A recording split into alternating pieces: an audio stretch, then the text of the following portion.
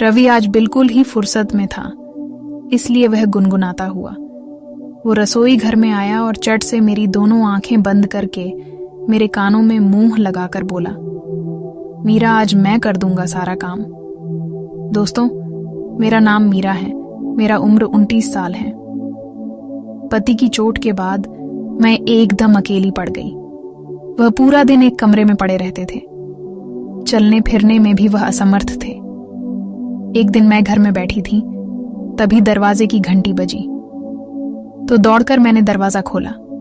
सामने लगभग 17-18 साल का एक युवक खड़ा था। उसने वहीं खड़े दरवाजे के बाहर से ही अपना परिचय दिया, मैं रवि हूं, भूषण जी का बेटा।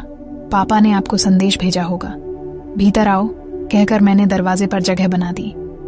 रवि संकोच करता हुआ भीतर आ गया था। जी मैं आज ही यहां आया हूं, आपको तकरीबन 8 साल पहले देखा था, तब मैं स्कूल में पढ़ रहा था। आपकी शादी का कार्ड भी हमारे घर आया था। तब मेरे हाई स्कूल के एग्जाम थे, इसलिए आपके विवाह में मैं शामिल नहीं हो सका था। मैं यहाँ कॉलेज की पढ़ाई के लिए आया हूँ और यह लीजिए, पापा ने यह सामान आपके लिए भेजा है, कहकर उसने एक बैग दिया। बैग में बगीचे के ताज़ा फल, सब्जियां, अचार वगैरह थे। मैंने खुशी खुशी से आभार जताकर बैग ले लिया और उसको चाय नाश्ता वगैरह दिया। इसी बीच मैंने जोर देकर कहा, तुम यहीं पर रहो, मैं तुम्हारे पापा को कह चुकी हूँ, तुम्हें सब कुछ तैयार मिल जाएगा, तुम अपनी पढ़ाई लिखाई पर ध्यान देना। रवि ये सुनकर बस एक बार में ही मान गया, मानो इस बात को सुनने के लिए बेचैन था। वह उठा और जल्दी से अपना सब सामान जो उसने लाया बाहर बरामदे में रखा था, भीतर ले आया। उस दिन रवि अपना कमरा ठीक करता रहा। कुछ ही देर बाद वह वहां अपनापन महसूस करने लगा था, मगर उसका दिल यहां इतनी जल्दी लग जाएगा ये उसने सोचा ही नहीं। अगले दिन रवि को मैंने अपने पति से मिलवाया। रवि हैरान रह गया कि वे मकान के सबसे पिछले कमरे में खामोश लेटे हुए थे। फिर बोला, कमाल है, कल दोपहर से रात तक इनकी आवाज तक सुनाई नहीं दी। मैं रवि के आने से बहुत ही खुश थी। सुनसान घर में कुछ रौनक तो हो गई। 2 दिन बाद एक दिन रवि रसोई में आकर मेरा हाथ बंटाने लगा तो मैं हंसकर बोली, अभी तुम बच्चे हो, तुम्हारा काम है पढ़ना। जवाब में उसने कहा, पढ़ना तो मेरा काम जरूर है, मगर इतना भी बच्चा नहीं हूं, मैं पूरे 18 साल का हूं। मैंने आश्चर्य से देखा तो रवि बोला, मैं कॉलेज में पढ़ता हूं, अब बच्चा नहीं रहा गया मैं। ये सुनकर मैं चुप हो गई। एक दिन बातों बातों में रवि ने मुझसे पूछा, आपके पति को क्या हुआ है, वे कमरे में अक्सर क्यों रहते हैं? वे बिल्कुल फिट थे पहले, अच्छा खासा कारोबार देख रहे। हमारा खुद का कारोबार था, उससे बहुत अच्छी आमदनी होती है। हुआ यह कि पिछले साल ही एक पेड़ से गिर पड़े, सब इलाज करा लिया है, फिलहाल तो कप खंपा कर चल पाते हैं। 4 कदम चलने में भी पूरे 15 मिनट लगते हैं, इसलिए अपने कमरे में ही थोड़ा बहुत चलते हैं। सप्ताह में 3 दिन फिजियोथेरेपी कराने वाला आता है, बाकी दिन फिल्में देखते हैं, किताबें पढ़ते हैं। धीरे धीरे ठीक हो जाएंगे, डॉक्टर ने कहा है कि समय लगेगा, पर फिर आराम से चलने लगेंगे। ओह, रवि ने यह सुनकर उनकी तरफ देखा। वह जानता था कि मुश्किल से 6 साल ही हुए होंगे हमारे विवाह को। उसने अंदाजा लगाया था और अपनी उंगली में गिनने लगा। मैं बोली, हाँ 6 साल हो गए हैं, याद है ना तुम्हारी 10वीं के पेपर चल रहे थे तब, और पहले भी मैं आपसे नहीं मिला था, शायद 7वीं में पढ़ता था, तब एक बार आपको देखा था। आप पापा के पास कुछ किताबें लेकर आई थी। हाँ, तब तुम्हारे पापा मेरे इतिहास के शिक्षक थे और उनको किताबें लौटाने आई थी। उसके बाद मैं दूसरे स्कूल में जाने लगी थी और तुम्हारे पापा मेरे अध्यापक से भाई बन गए थे। ऐसे ही दिन गुजरते रहे। रवि को हमारे यहाँ रहते 5 महीने हो गए थे।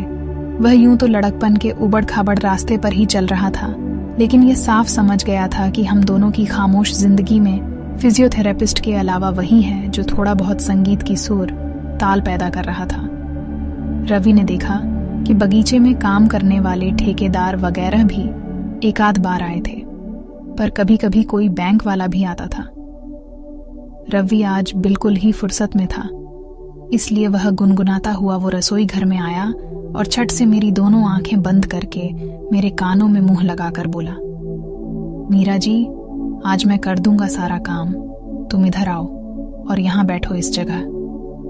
और वह हौले हौले मेरे मुलायम, अभी अभी धुले गीले और खुशबूदार बालों को सूंघता हुआ मुझको एक कुर्सी पर बैठाने लगा, लेकिन मैं उसको वहां बैठाकर खुद उसकी गोद में बैठी। हम दोनों कुछ पल ऐसे ही रहे, न हिले डुले न कुछ बोले, बस चुपचाप एक दूसरे को महसूस करते रहे। 5 मिनट बीते होंगे कि कहीं से कुछ खांसने की सी आवाज आई तो हम दोनों चौंक गए। रवि मन ही मन बीती दोपहर की उस मधुर घटना को अचानक याद करने लगा और उसके चेहरे पर एक शरारती मुस्कान आ गई और घबराकर मैंने रवि को अपने आप से तुरंत अलग किया। हालांकि रवि की इच्छा नहीं थी कि मुझसे अलग हो। मैंने यह सब ताड़ लिया था।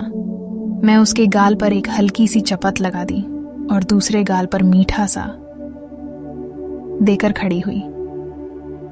उसी पल रवि भी यह फुसफुसाया कि दूसरे गाल से इतनी नाइंसाफी क्यों, और अपनी जगह से खड़ा हो गया और मेरे बगल में आकर काम करने लगा। मेरे बदन में जैसे बिजली कूद रही थी। मैं कितनी प्रफुल्लित थी यह मेरा मन जानता है। मैं तो ऐसे अनुभव को तरस ही गई थी, मगर रवि ने मेरा अधूरापन दूर कर दिया था। तब ते रेगिस्तान में इतनी बरसात होगी और इतनी शानदार मैंने सोचा नहीं तो खांसने की आवाज दोबारा आने लगी।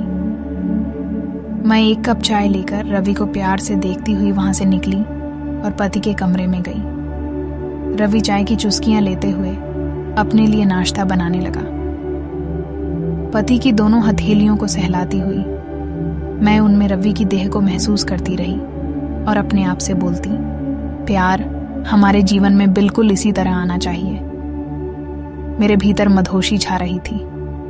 फिर एक दिन रसोई घर में मैं चाय बना रही थी, तभी रवि ने आकर मुझको पीछे से अपनी बाहों में भर लिया और मुझको करने लगा। मैं भी उससे लिपट गई और हम दोनों एक दूसरे में खो गए। तभी खट की आवाज आई। इस आवाज से रवि चौंक गया। हम दोनों एक दूसरे से अलग हुए। रवि के प्यार को पाकर मैं बहुत खुश थी। मैं रवि के यहाँ आने को कुदरत के किसी करिश्मा मान चुकी थी। रवि को यहाँ 1 साल पूरा होने जा रहा था और मैं अब खिलकर निखर निखर सी गई। एक दिन रात को अचानक रवि मेरे कमरे में आ गया। मैं अपने फोन में वीडियो देख रही थी। उसने आके मुझे अपनी गोद में उठा लिया और कहने लगा, सुबह वाली चीज अभी अधूरी रह गई है, मैं पागल हो रहा हूं। दोस्तों, इसके बाद मेरे शरीर में एक करंट सा महसूस होने लगा। अब उसने मुझे बेड पर लिटा दिया। उसके बाद हमने पूरी रात में 4-5 बार जमकर क्रिकेट खेला। अगली सुबह मैं बहुत खुश थी। रवि भी मुझे देखकर एक हल्की सी मुस्कान देकर कॉलेज चला गया। अब सुबह शाम और रात भर मेरा पूरा जीवन रवि के साथ मजे से कट रहा था। दोस्तों, अगर आपको कहानी पसंद आई तो वीडियो को लाइक करें और चैनल को सब्सक्राइब करना ना भूलें।